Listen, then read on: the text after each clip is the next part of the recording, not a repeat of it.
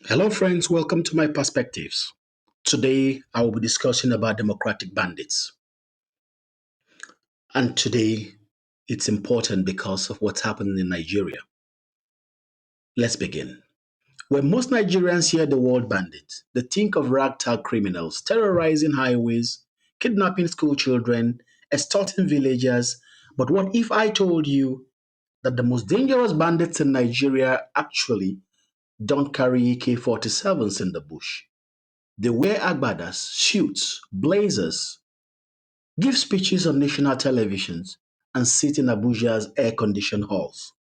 Let's unpack this tier by tier. Tier 1. The Tier 1 presents the criminal capture of elections.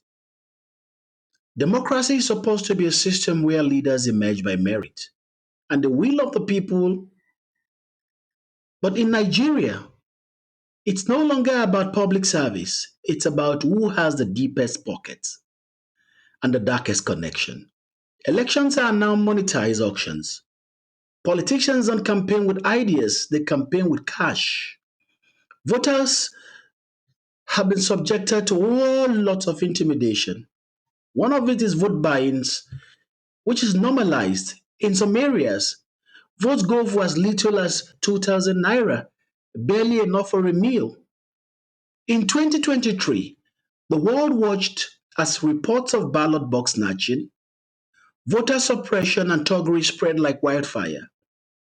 Some candidates allegedly distributed fuel, foodstuff, and even transfers of funds, not out of goodwill, but as a down payment for ballots. Worse still, the rigging is not just physical, it's digital.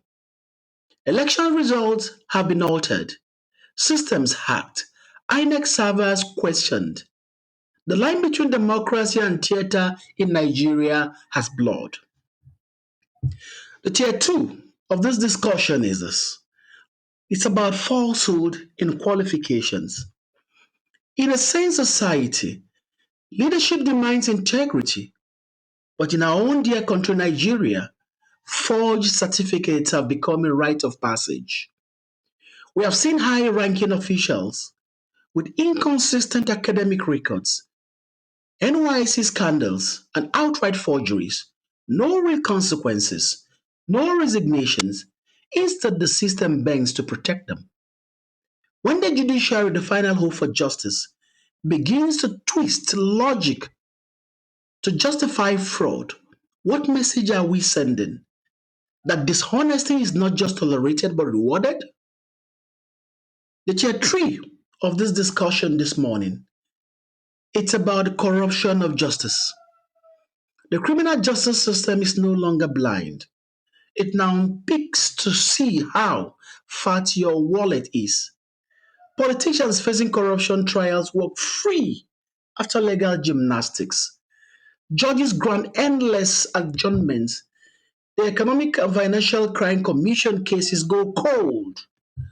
Some looters even get welcome back ceremonies and chieftaincy titles.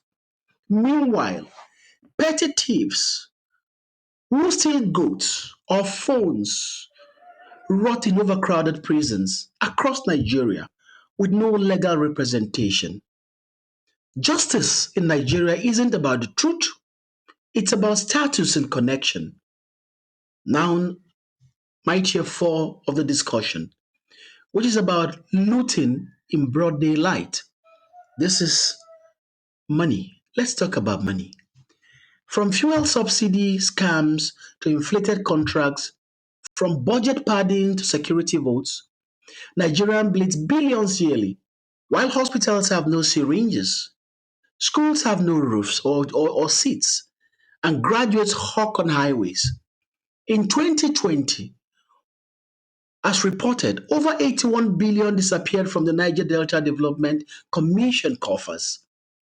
In the year 2021, the Accountant General of the country allegedly misappropriated 109 billion naira. What happens? Nothing. They stroll through airports like royalty, while millions live below poverty lines. So, what's the difference between a forest bandit and a political one? A bandit in the bush demands ransom in exchange for lives. A Nigerian political bandit demands votes in exchange for lies. One uses guns, the other uses power. Both operate through fear, corruption, and impunity. Both thrive where the state has failed. Both enrich themselves at the expense of others. So the next time someone tells you Nigerians' democracy is working, simply ask, for whom?